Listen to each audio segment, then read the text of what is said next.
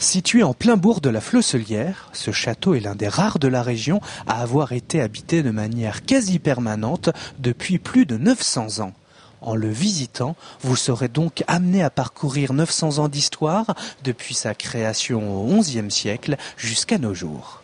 Ruines moyenâgeuses, façade néo-renaissance, le château de la Flosselière aura servi à la défense d'un territoire avant de devenir un lieu de résidence. Ce que vous voyez derrière, ça a été construit au XIIIe siècle, modifié au XVIIe siècle, remodifié après la Révolution. Et on voit un petit peu toutes ces périodes qui sont retracées dans l'architecture. Donc on va aller se promener autour du château et dans le château où on voit une salle un peu de chaque période de l'histoire du château. Puisqu'à l'occasion des Journées du patrimoine, l'intérieur du château sera accessible. Alors ici, nous nous trouvons dans la galerie aux vitraux, où auront lieu des intermèdes musicaux entre les visites, samedi et dimanche.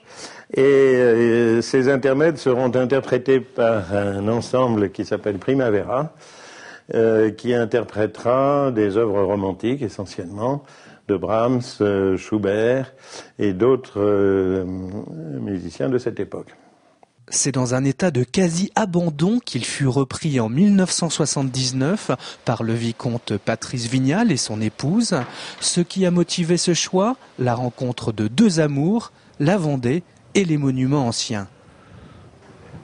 Alors ici, il y a une tour médiévale, une des anciennes tours de défense du château, et qui a été modifiée au XVIIe siècle avec cette canonnière. Au Moyen-Âge, on avait des archères, et là, c'est une canonnière, fin XVIe, début XVIIe, au moment des guerres de religion, ou de la fin des guerres de religion, pour défendre le château. Alors, en venant visiter le château pour les Journées du patrimoine, on pourra découvrir aussi son parc.